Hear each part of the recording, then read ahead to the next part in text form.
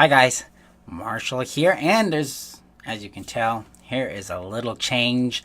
I've been working on green screen, what's called chroma key technology. Finally got it to work right, tested it a bit out last night, and now here we are. So now you can see that I'm in this nice field and stuff, so it's a little more, I would say, professional or presentable.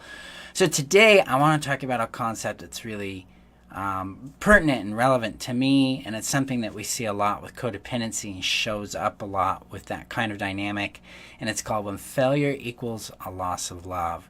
And this can also be called impostor syndrome, and impostor syndrome tends to tell us that we aren't actually valuable, that the results or the success or the capabilities we have aren't something that we innately contributed to or even created. It's just by luck or chance, and that the people who are choosing us don't really like us. They just want us for that benefit. So if we fail, they're going to leave. And for people who come from a background of abuse, neglect, codependency, this is fatal. This is a very, very scary thing, because we have actually experienced having love taken away from us because we made a mistake, because we failed, because we didn't measure up to their standards.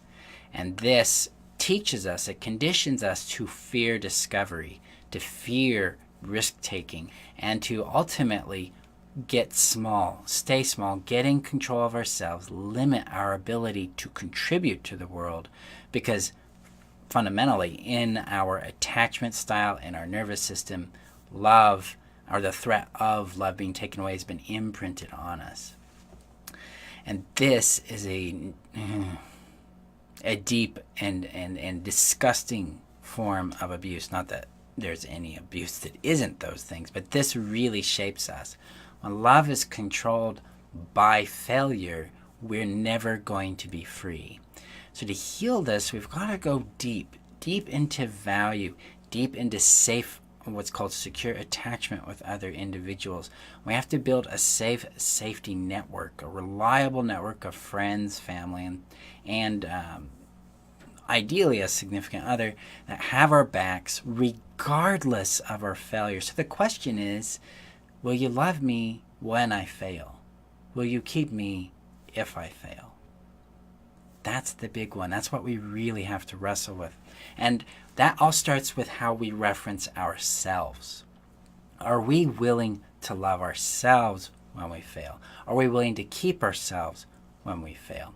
Are we willing to keep others when they fail?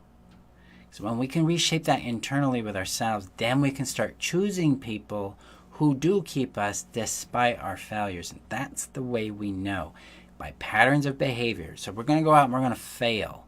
And fail is going to be a filter that works for us. It tells us how compatible they are for us, where they fit in our lives. Because remember, codependency says, how do I fit them? And then it never asks again what else is going on.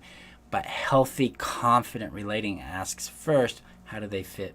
How do they fit me? And then over time, start to ask the question of, well, how do I fit them? So you have a mutual understanding of your connection, your compatibility. Fundamentally, though, we have to start with making failure a safe experience that is coupled with shelter, protection, and love. So we need to build a friendship and support network that has our back when we fail.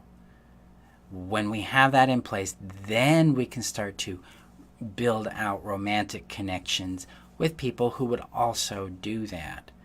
As well as we can get out there and we can really thrive in our lives. We can take the risks that we want to take so we can accomplish what we're looking for. So if you're dealing with imposter syndrome, you're dealing with insecurity about taking risks, if you're paralyzed or frozen in that, know that you're not crazy. Know that you're not alone in that. It's a very natural result for how love has been controlled, and that you can break free by first nurturing inwardly that you're going to love yourself anyway. You fail's not a big deal. And you're going to surround yourself with people who demonstrate by their patterns of behavior that they've got your back when you fail. That means you're going to go out and take risks, and you're going to fail. And you're going to see how people respond to those failures. Because there really isn't a failure that you deserve to be discarded for, unless you've actually harmed someone. Then you got to look at that pretty seriously. But average day-to-day failures, even big failures like a business failure, a presentation failure, getting some information wrong that might confuse or upset people, those are just not grounds to be discarded on. Those are grounds to just look at, what can I improve? What have I learned from this so that I can expand my expertise and my capability. So I want you to think about that. I appreciate you guys being here. Let me know how the video feed worked for you. Looks like people join. Looks like it's working. You like the background and how my hand disappears. Okay, thank you guys for the support. And also, if you're struggling with codependency, you're struggling with this idea, this concept of failure, look at joining. Join me. Join the hundreds of others that have gone through the codependence to confidence system. Root out that shame, connect with your love, and move from anxious or avoidant attachment to secure attachment in your relationships. You can do that with the heal process and the thrive strategy that you learned through the codependence to confidence system. Thank you, Heather. Yeah, I like it too. It's cool. It's working. It's fun.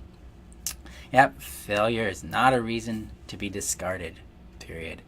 Thank you guys for being here. I appreciate you. You guys have a good night, and I'll see you tomorrow. Bye-bye.